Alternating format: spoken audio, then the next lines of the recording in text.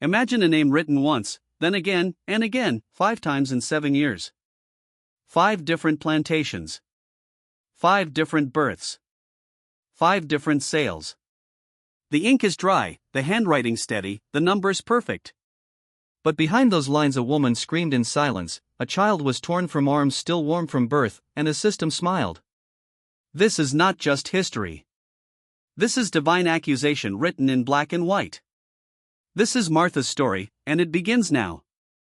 The courthouse in Richmond County, Georgia, had not seen sunlight in generations. Its basement smelled of mildew, old leather, and the slow rot of secrets no one wanted to touch.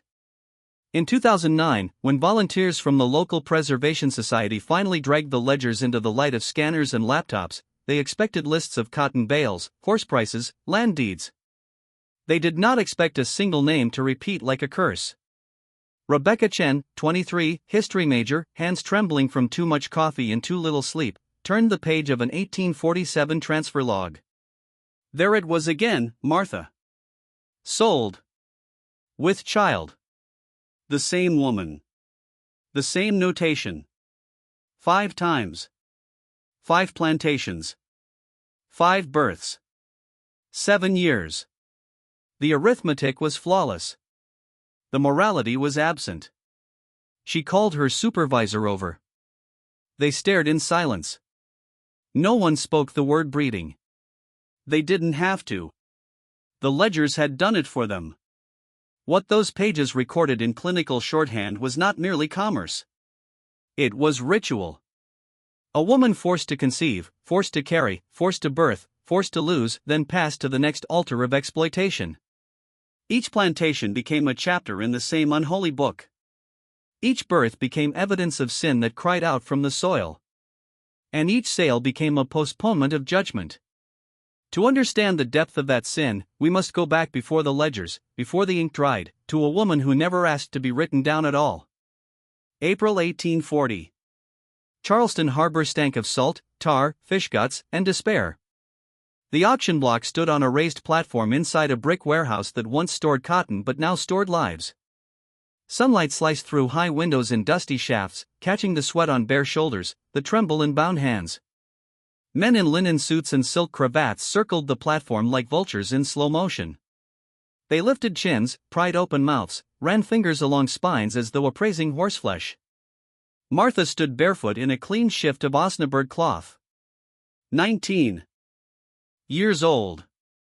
Skin the color of polished walnut. Eyes dark and unblinking. She had been taught to read by a mistress in Virginia who died before the law caught up with her kindness. That literacy, illegal in South Carolina since 1740, was both her value and her danger. The auctioneer knew it. So did the bidders. Lot 47. Prime field and housegirl. Age 19. Healthy. Documented reader, writer, cipherer. Needlework, cooking, laundry. Open your mouth, girl. Martha opened. Teeth examined. Hands turned palm up. Posture corrected with a nudge. Then the test. Read the headline of the Courier.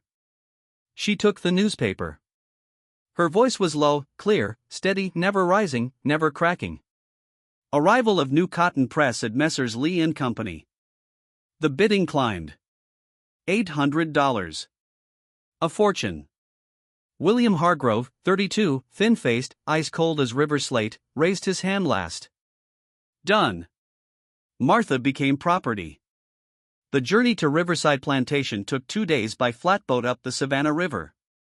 She sat chained at the ankle to 3 other women, watching the landscape slide past, pine thickets, cypress knees rising from black water, great blue herons lifting into the sky like slow prayers.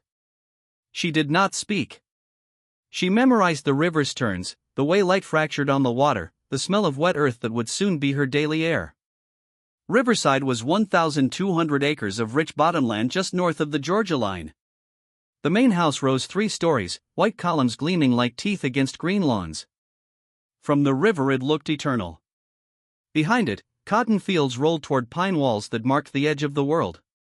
Closer in stood the outbuildings, kitchen, smokehouse, laundry, blacksmith shop, rows of slave cabins built of rough pine and chinked with mud. William Hargrove had inherited it all in 1837, land, debt, 63 souls. He was determined to reverse the decline. He believed in scientific management. He kept ledgers for everything: pounds of cotton ginned, ounces of medicine dispensed, births, deaths, sales. Human beings were assets, listed beside mules and plows. Martha's entry was brief. April 14, 1840. Martha, female, 19. Purchased Charleston. $800. Literate. Household assignment.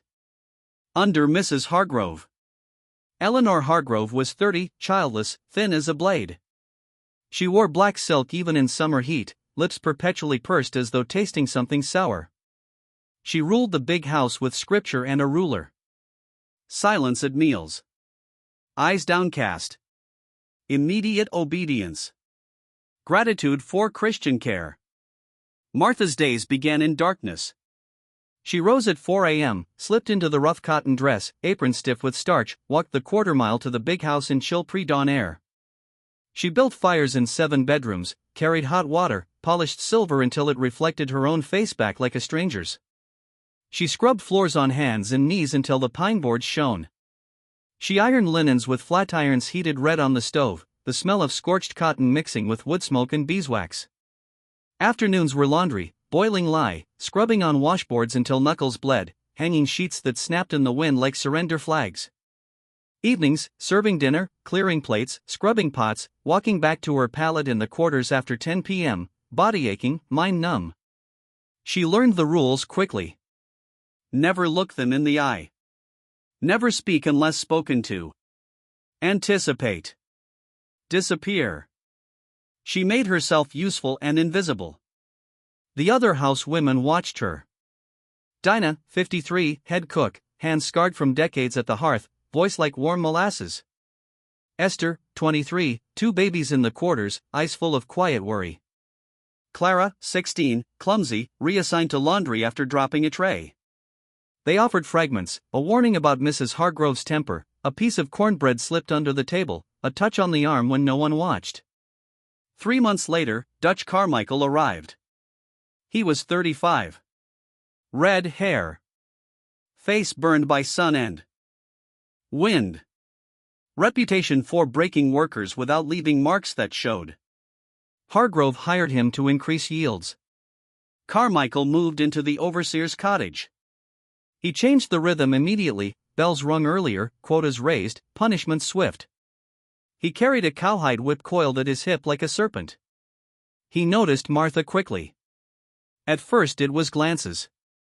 Then lingering near the kitchen when she carried water. Then excuses: carry this message to the field, check the smokehouse inventory, fetch something from the barn. Tasks that took her away from the cluster of women, away from eyes. Dinah tried to keep her near the stove. Esther warned with looks. Clara whispered one night in the dark cabin, "Don't go nowhere alone. Stay where people can see." But there was no safe place. No law protected her. No court would hear her. In early August, he cornered her in the laundry house. Late afternoon. Sun low, shadows long and sharp across the floor. Other women gone to prepare supper. Martha folding sheets, back turned. Door closed softly behind her. What happened next was never written. No ledger recorded the sound of cloth tearing, the weight of a body forced down, the hand clamped over her mouth, the violation that lasted minutes but would echo for years. She did not cry out. She could not. Afterward, she straightened her dress, wiped her face, walked back to the big house, and resumed folding napkins as though nothing had changed. Inside, everything had. By October she knew she was pregnant. She bound her belly with strips of torn cloth, tight enough to hurt, loose enough to breathe. She worked harder, moved slower, kept her face blank. Terror and rage fought inside her chest like trapped birds. She had heard the stories: children born and sold before they could walk. Mothers separated at auction blocks while babies wailed. White fathers who never acknowledged, never protected, never cared. In January 1841, concealment failed. Mrs. Hargrove noticed during a uniform fitting. Fingers like claws on Martha's arm. "You're with child." Not a question. Martha said nothing. That evening Mrs. Hargrove reported to her husband in the study. Voices rose. Doors slammed. 3 days later Carmichael was gone. Ledger entry, January 19, 1841. Dutch Carmichael, overseer. Terminated. Violation of household policy. Wages paid $47. The same day Martha was moved to a storage cabin at the far edge of the quarters.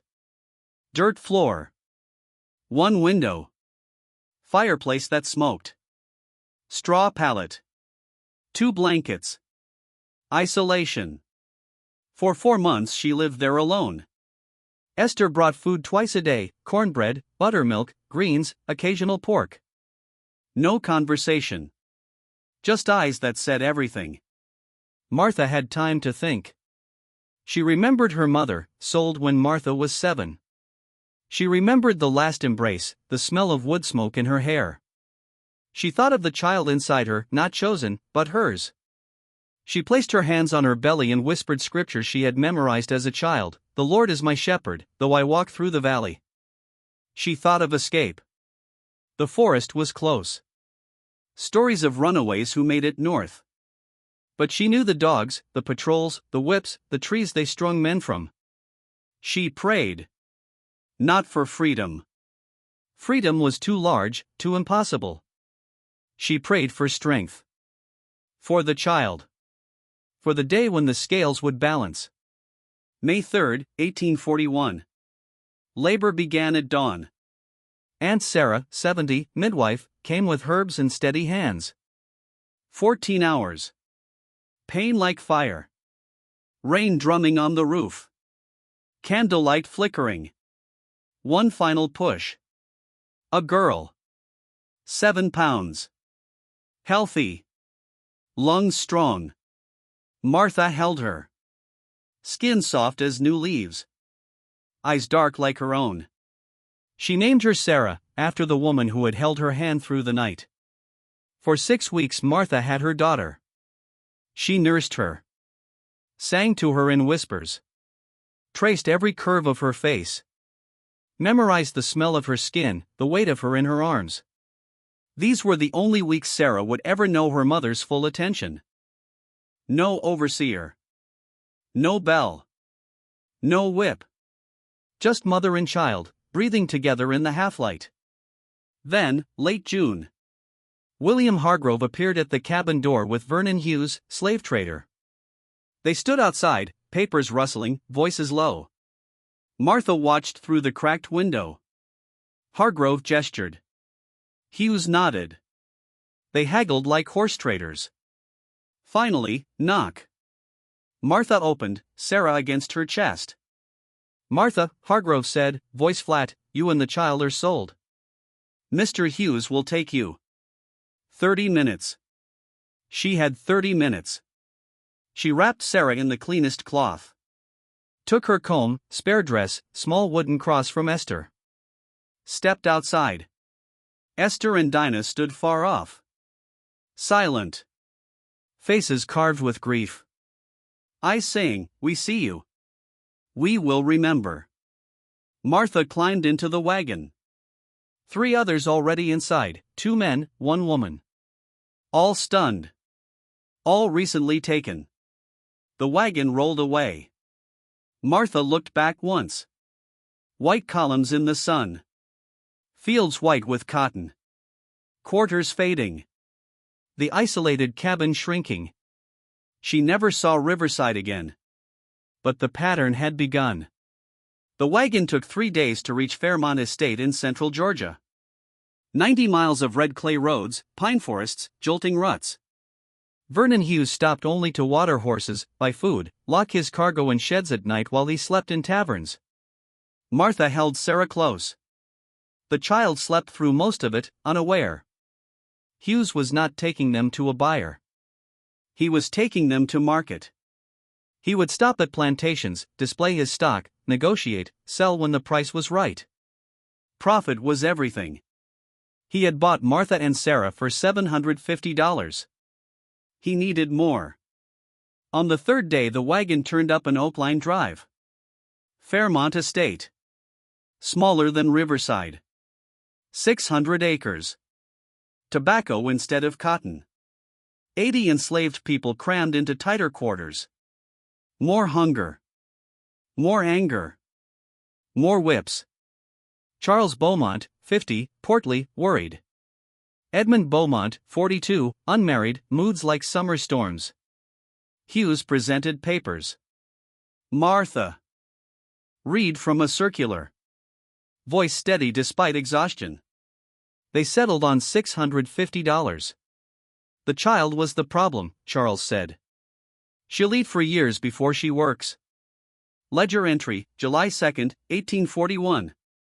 Martha, 20, an infant daughter, 8 weeks. $650. Skills, literate, household. Assigned, fieldwork, tobacco. Fieldwork. The word landed like a blow. At Riverside she had been house staff, sheltered, fed better, clothed better. Now the gangs. The sun.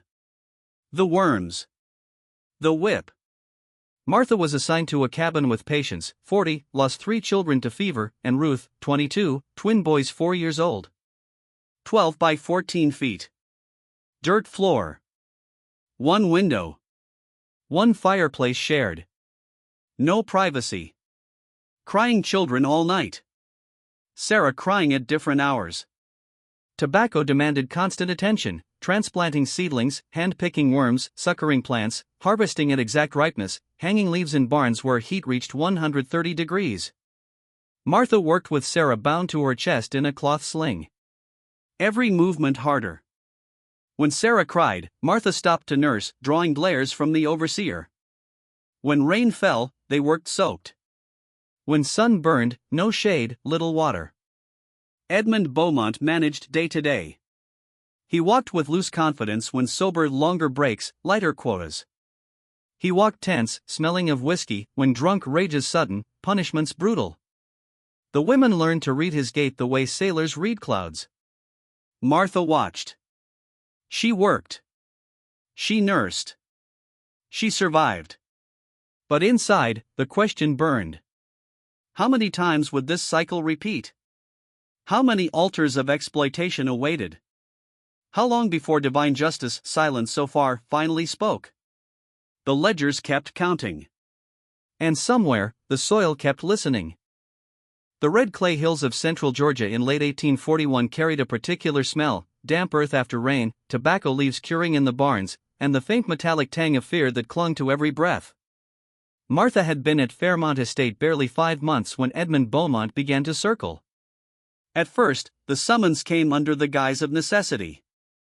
He would send a boy to fetch her from the tobacco fields just as the sun dipped low, painting the sky in bruised purples and golds. "Mr. Edmund needs you in the office," the child would mumble, eyes averted. Martha knew better than to hesitate. The plantation office was a small clapboard building beside the curing barn. Inside, it smelled of ink, old paper, stale tobacco, and the sour sweat of a man who drank to quiet his conscience. Edmund sat behind a desk cluttered with ledgers, agricultural pamphlets, and half-empty bottles. He was 42, unmarried, face hardened by sun and resentment. His literacy was thin enough to sign his name, enough to decipher simple bills, but anything denser left him fumbling like a child. Martha's skill became his excuse. At first the sessions were almost formal. He would hand her a journal from Augusta, point to a paragraph on soil rotation or leaf blight. "Read it slow," he'd say, leaning close enough that she could smell the whiskey on his breath. "I need to understand the figures." She read in her steady voice, eyes fixed on the page, never lifting to meet his gaze. He followed along with a finger, asking her to repeat phrases, claiming confusion. But his questions soon drifted. "How'd a girl like you learn to read? Was it hard at Riverside? You don't belong in these fields. Too delicate. Martha felt the shift the way a deer feels the wind change. The touches began, his hand on her shoulder as he pointed to a word, lingering too long. His knee brushing hers under the desk. His eyes tracing her face, her neck, her hands. She kept her posture rigid, her answers brief, her silence loud. But silence was no shield. Patience noticed first. As Martha returned to their cramped cabin each evening, face blank but shoulders tight, Patience would watch her unpack the day's meager rations. One night, stirring cornmeal mush over the fire, she spoke low, "That man's been poisoned since the day he was born. Seen him break stronger women. You watch your step, child. Ain't no corner safe here." There was no step to watch. No corner safe. No law that would hear an enslaved woman accuse the brother of the owner. Martha could only endure, as she had learned to endure the whip of sun, the ache in her back from bending over tobacco plants, the constant hunger that gnawed like a second heart. By late October, the pretense collapsed. The reading sessions became something else. The door would close. The lamp would be turned low. Edmund's voice would drop to a command. What followed was never spoken of, even in whispers. Martha would emerge into the twilight, straightening her dress, jaw locked, eyes fixed on the ground. The other women in the quarters saw it in her walk, in the way she held Sarah closer at night, in the way she flinched at sudden footsteps. They understood. They had seen it before. They offered no words, only a piece of bread passed quietly, a hand on her arm in the dark, a shared glance that said, "We see. We remember. We carry it with you." In early December, the nausea began. The dizziness. The missed cycle. Martha knew before the signs were undeniable. Pregnant again. Sarah was barely 7 months old, still nursing, still waking in the night. Another child unasked for, unwanted by the world, but hers to protect in the only way she could, by surviving. She did not hide it this time. Concealment was pointless. By March 1842, her belly swelled beneath the thin cotton dress. She worked the tobacco fields until the 8th month, hands stained green from worm picking, back bent under the sun, feet sinking in red mud. When the overseer, Foster, a hard-eyed man Edmund had hired, finally noticed, he moved her to lighter tasks, hauling water to the gangs, cooking over open fires for the field hands, sweeping the barns where the leaves hung like brown ghosts. Charles Beaumont returned from Savannah in late May. The rumor had already spread like fire through dry grass. Edmund had gotten the new woman pregnant. Charles confronted his brother in the main house parlor.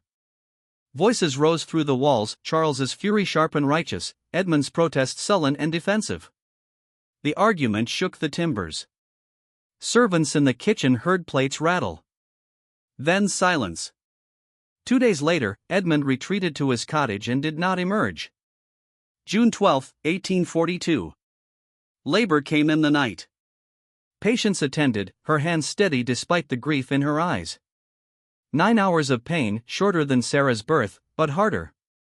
Martha's body was worn thin from field labor, from hunger, from the weight of repeated violation. When the boy finally arrived just after midnight, slick and crying, Martha held him against her chest and wept. Not just tears of exhaustion. Tears of recognition. This child, too, would be taken. This child, too, would be marked by the sins of others. She named him Daniel. "God is my judge," the name meant. She whispered it into his tiny ear while the cabin smelled of blood and wood smoke. She did not believe God was judging the masters. She believed he was judging her for surviving, for enduring, for still loving the children born of violence. But the name was a prayer, a plea, a quiet accusation. The ledger recorded it dryly, June 12, 1842. Male infant born to Martha, field worker. Healthy. Approximate 6 pounds. Mother survived difficult labor. Father unknown. Unknown was the lie they all agreed to tell. Everyone knew.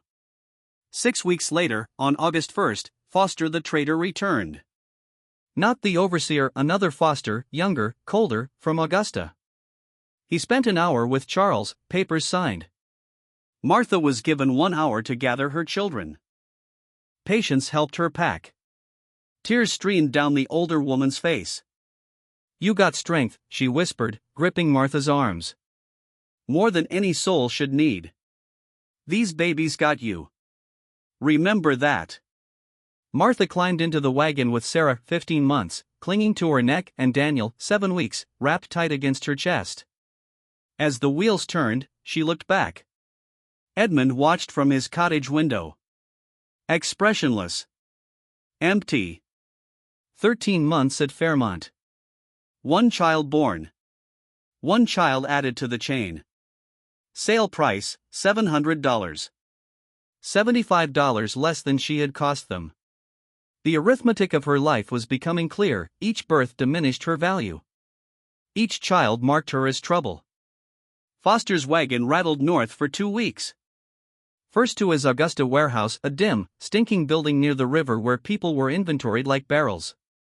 Families arrived daily, torn apart with casual efficiency. Husbands sold east, wives south, children scattered. The cries never stopped. Martha kept her children glued to her side, terrified Foster would separate them. But he didn't. A family unit, even burdened, could still fetch a price from buyers who preferred not to appear cruel in public. August 18, 1842. Oakwood Plantation. 1,200 acres of cotton empire. 200 enslaved people. The Prescott family, old money, old power, public piety. Robert Prescott, his wife Eleanor, 3 sons. They attended church weekly, donated to white charities, prided themselves on humane management, families rarely split, rations adequate, punishments measured. Eleanor inspected Martha personally. Tall, straight-backed, eyes like steel. She handed Martha a Bible. "Read Psalm 23. Martha read. Voice clear. Hands steady. Eleanor tested her penmanship on a slate. Asked about household management. Satisfied, she nodded. Sale, $625. 3 lives for the price of 2 at Riverside. Oakwood was vast, organized, almost merciful by comparison. Martha was assigned to the spinning house, a long, low building where women worked cotton into thread on great wheels.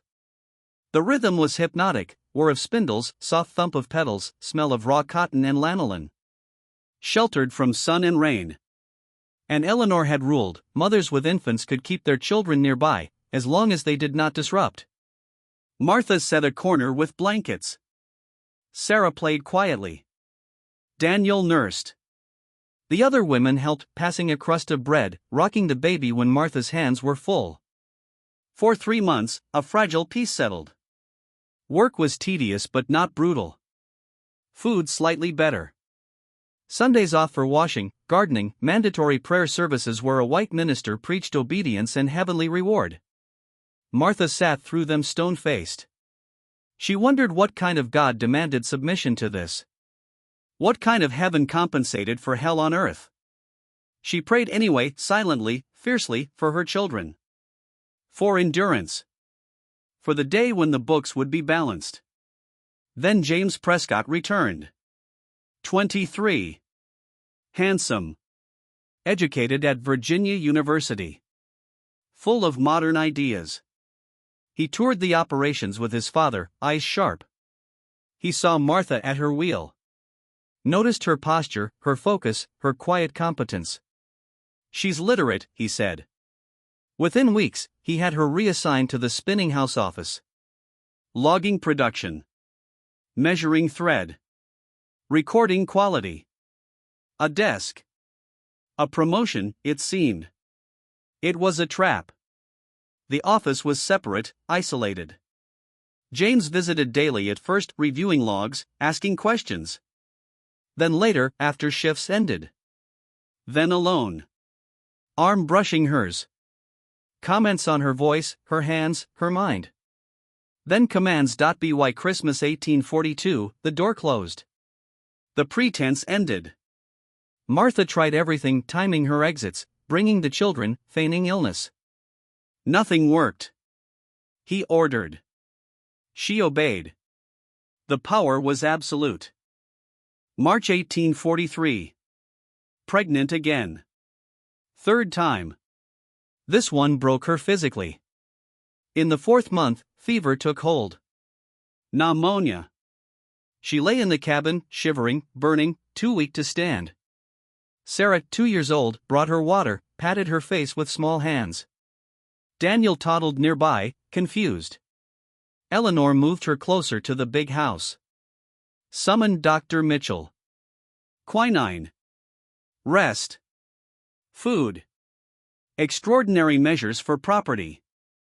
Martha hovered between life and death for 6 weeks. Slowly, she returned.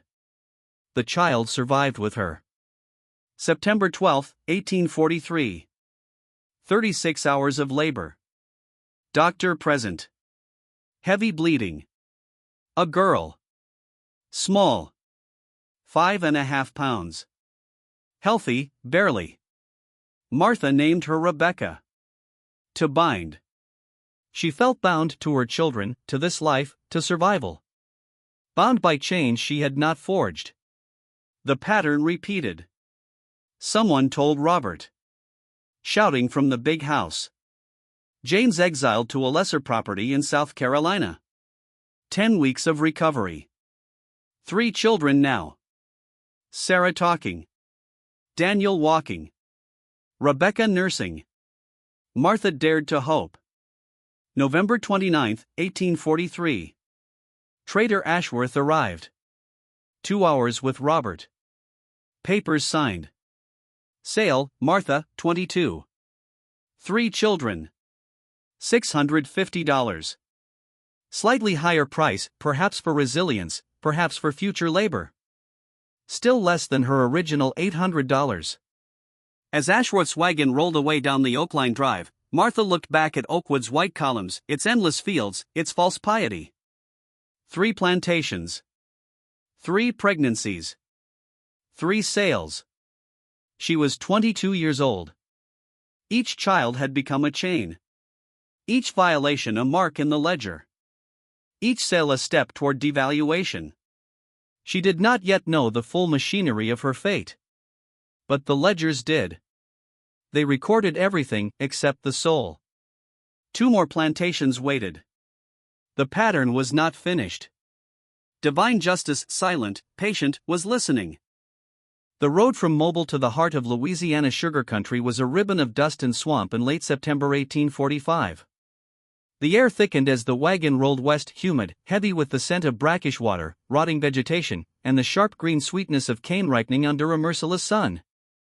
Martha sat in the back of Sheffield's cart, Joshua bound to her chest in a sling of torn cloth, Rebecca clinging to her leg, Daniel asleep against her side, Sarah walking beside the wheel when the wagon slowed, her small hand gripping Martha's skirt like a lifeline. The children were quiet now, worn thin by weeks in the mobile warehouse, the constant crying of strangers' infants, the clank of chains at night, the traders' voices bargaining over bodies as if they were sacks of grain.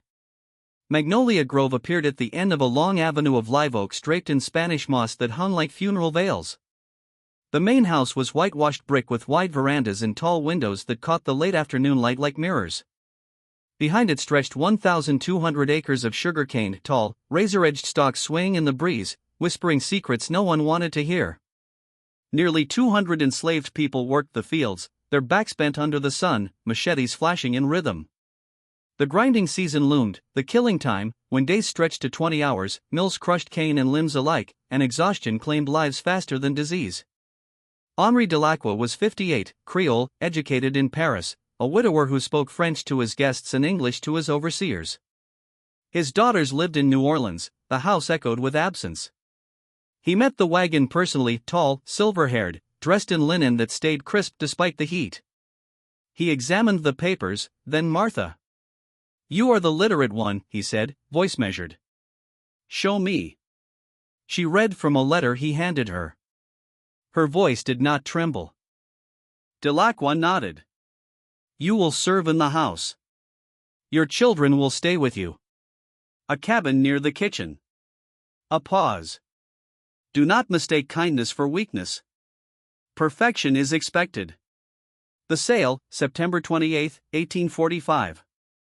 Martha, 24. 4 children. $500. The lowest price yet.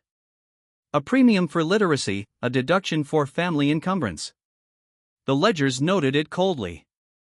The children's ages were listed like inventory: Sarah 4 years 5 months, Daniel 3 years 4 months, Rebecca 1 year 11 months, Joshua 10 months.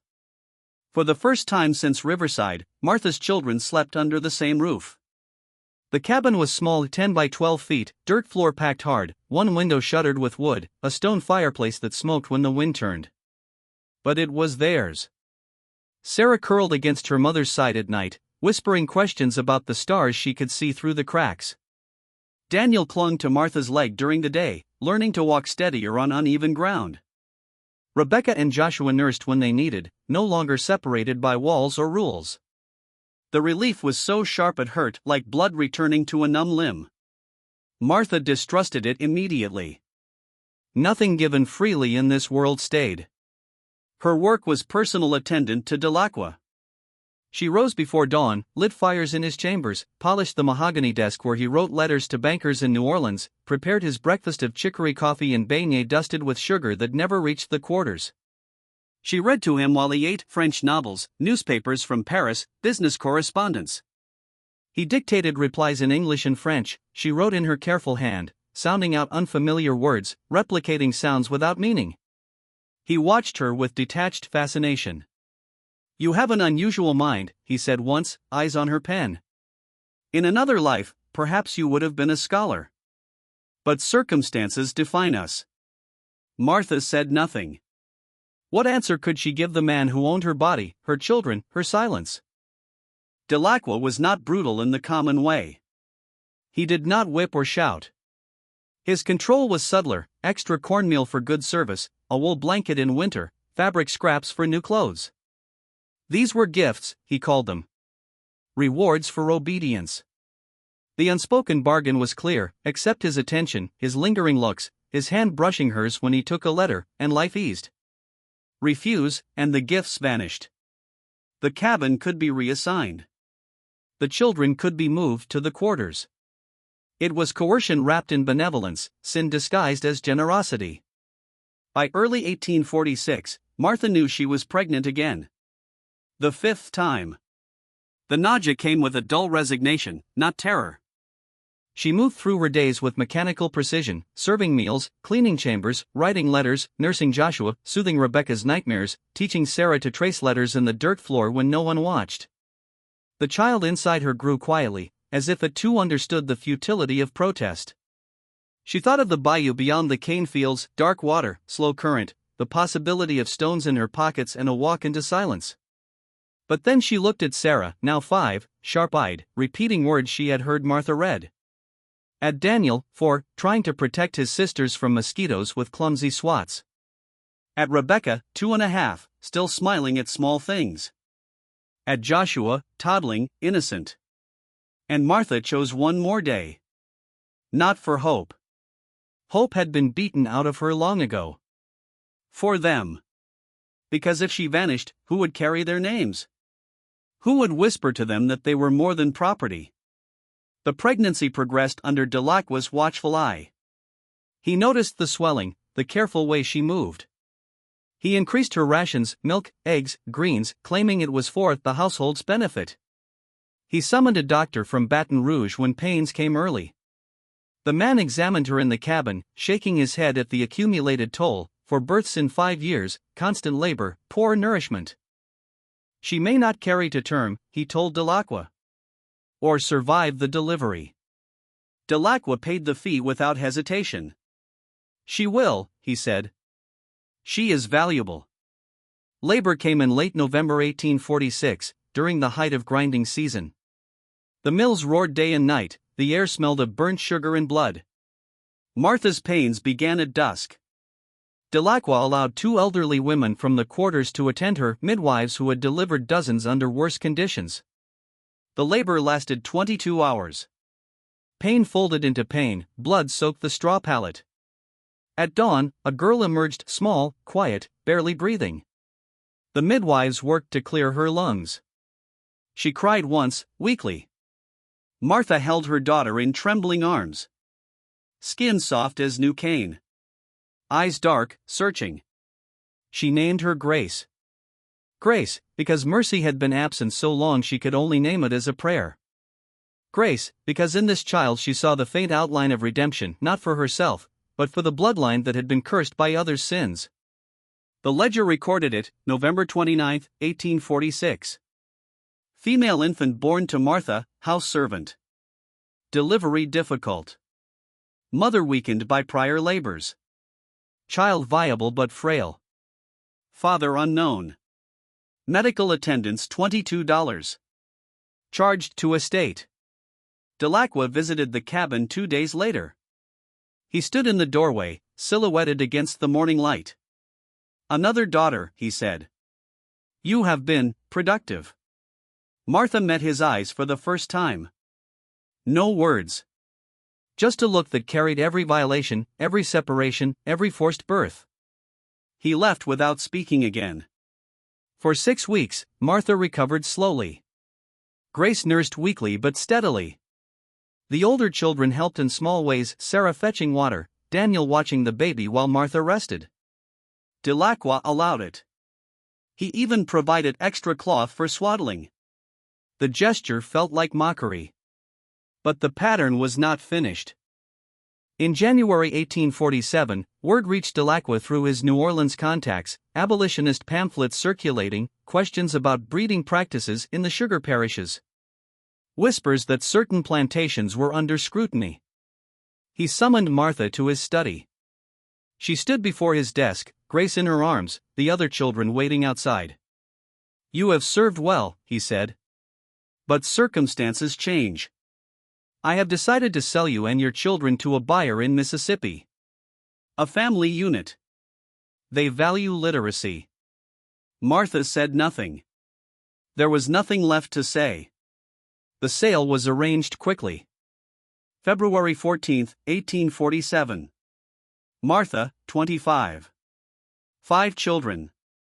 Sold to a trader in Natchez for $480. The price had fallen below half her original value. 5 births had turned her from asset to liability. She was given 1 day to prepare.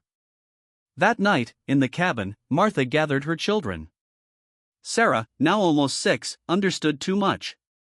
Daniel held her hand tightly. Rebecca and Joshua slept unaware. Grace nursed quietly. Martha spoke to them in whispers. You are more than this place.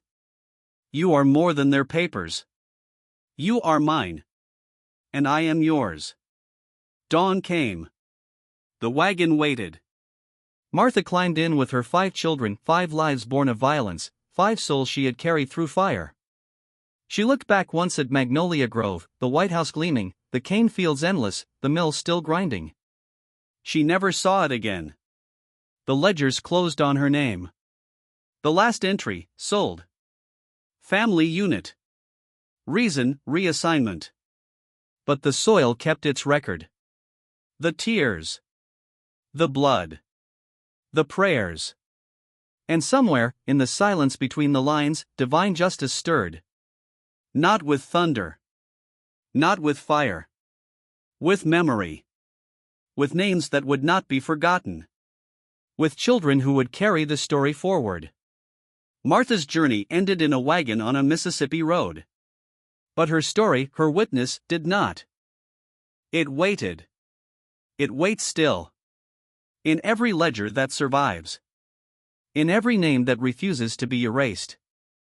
Magnolia Grove, Louisiana, late summer 1846. The grinding season had begun. The mills roared day and night, crushing cane into syrup, crushing limbs into warnings. The air tasted of burnt sugar and sweat and the metallic edge of exhaustion. Martha's 5th pregnancy had carried her through the heat like a slow fever. She worked until the pains started, serving Delacqua's meals, writing his letters, cleaning his chambers, until the night of September 3 when the contractions came sharp and relentless. 2 midwives attended in the small cabin. No doctor this time. Delacqua had not summoned one. The labor lasted 11 hours. No complications, the record would say. A girl emerged healthy, 7 pounds, lungs strong enough to cry. Martha held her in the dim light of a single candle, sweat-soaked, trembling, and named her Grace. Grace. Unearned favor. Undeserved mercy. The only word she could still whisper without bitterness. She pressed her lips to the baby's forehead and breathed the name like a vow. You will be more than this place allows. The ledger noted it with clinical calm. September 3, 1846. Female infant born to Martha, personal attendant to H. Delacqua. Healthy delivery. Weight approximates 7 pounds, mother recovered well. Father unknown. Special instruction, 2 weeks recovery granted before resumption of duties. Then, nothing. No trader arrived. No summons to pack. No wagon at dawn. Weeks became months. 1846 bled into 1847. 1847 into 1848. Martha waited every sunrise for the pattern to resume. It never did. For the first time in 8 years, she stayed. Her children grew in the small cabin near the big house. Sarah turned 7, sharp-eyed, quick-handed, assigned lighthouse work, carrying messages, scrubbing pots, learning the rhythm of service under watchful eyes. Daniel, 6, carried water buckets to the field hands during harvest, shoulders already rounding from the weight. Rebecca, 5, sat with an elderly seamstress learning to mend, her small fingers pricking themselves on needles. Joshua, 3, and Grace, newborn then toddler, stayed close to Martha when she could manage it, watched by an older woman when she could not. They were together. Not free. Not safe. But together. Martha taught Sarah letters in secret, tracing them in the dirt floor with a stick after dark, whispering the shapes until the child could sound them out. She held Daniel when nightmares came, rocked Rebecca through fevers, nursed Grace until the milk ran thin from her own hunger. She sang fragments of songs her mother had sung to her, spirituals half-remembered, half-invented, hymns of deliverance that never quite arrived. She dared the smallest hope, that this pause might last. That Delacqua's decision to keep her meant something like permanence. That the pattern purchase, violation, pregnancy, sale had finally fractured. October 14, 1848.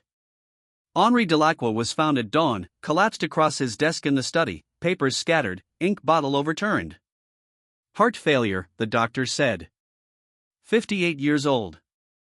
3 daughters in New Orleans, none willing to manage the plantation. Debts pressed. The estate, land, mills, machinery, 212 enslaved people, was auctioned to settle accounts. December 12, 1848. The auction grounds swarmed with buyers from Louisiana and Mississippi. Men in fine coats inspected the enslaved like livestock, teeth checked, limbs prodded, skills recited.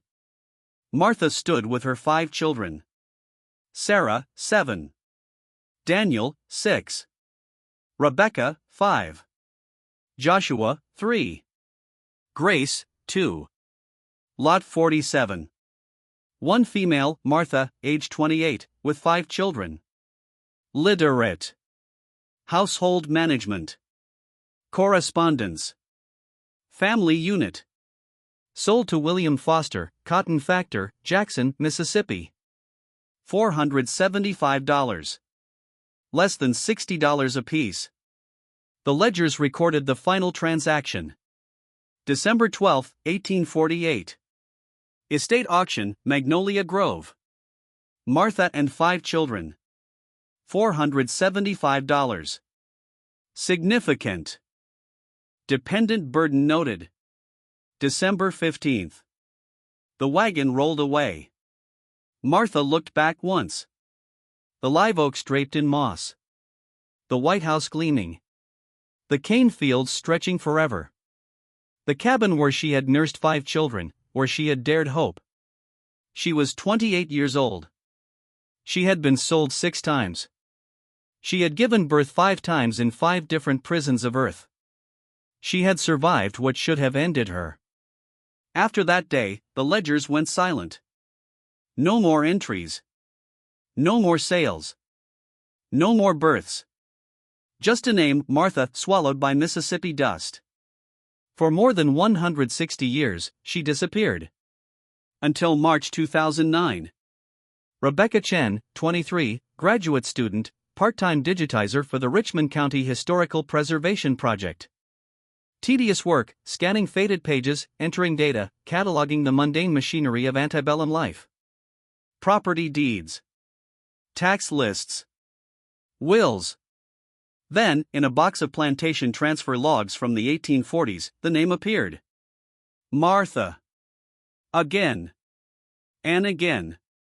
Across years. Across states. Age matching. Children accumulating. Literacy noted each time like a brand. Rebecca stopped breathing for a moment. She built a timeline. Cross-referenced. Verified. 5 plantations. 5 births. 6 sales. Prices falling from $800 to $475. Marginal notes, problematic, special management, unsuitable for retention.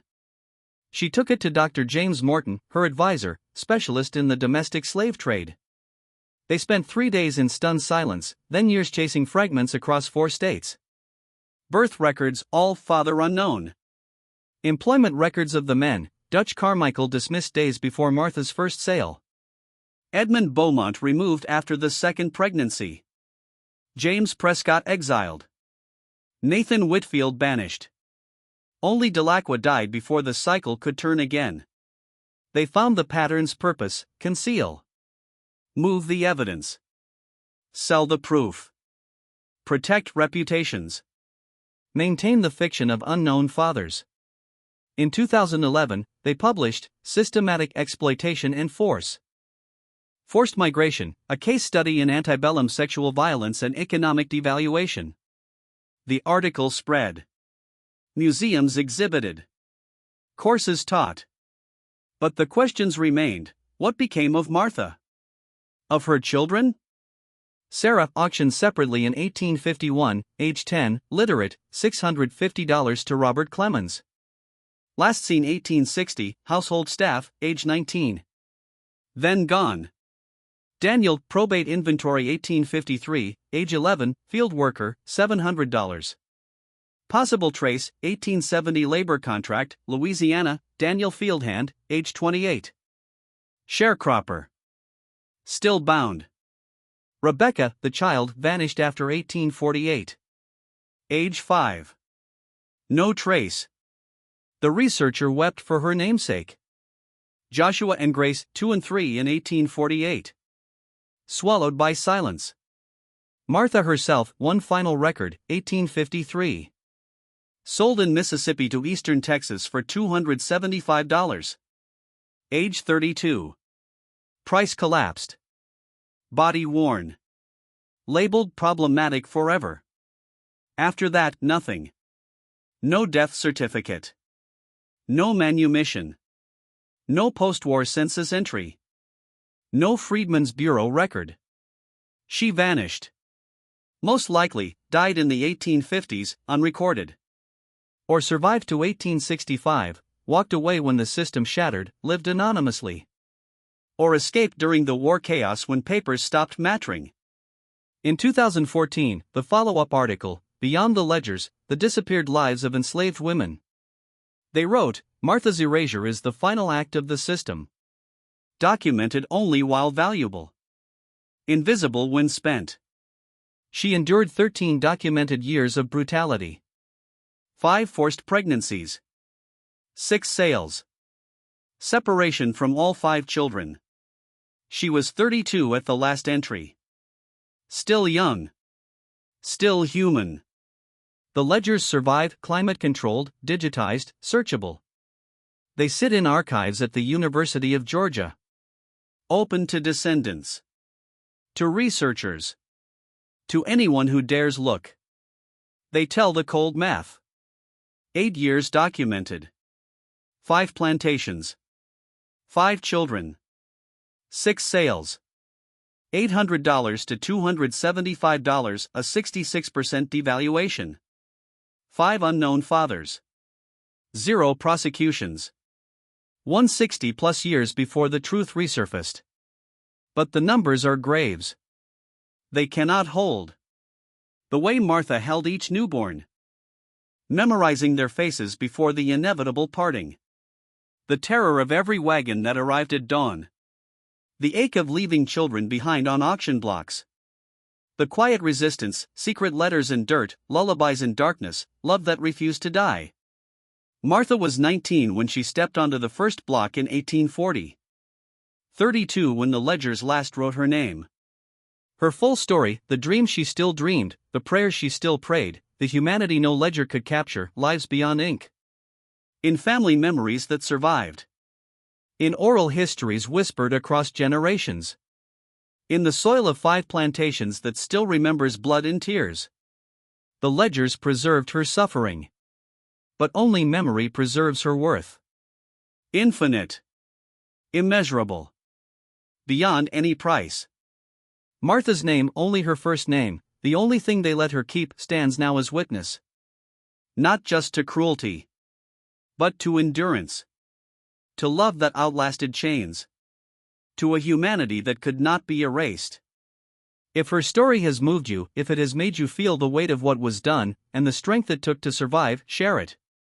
Subscribe if you want more hidden truths brought into light. Comment below, how do we honor those whose full stories were stolen? How do we carry their names forward? Martha carried 5 children through fire. Now we carry hers. The ledgers are silent. But we are not.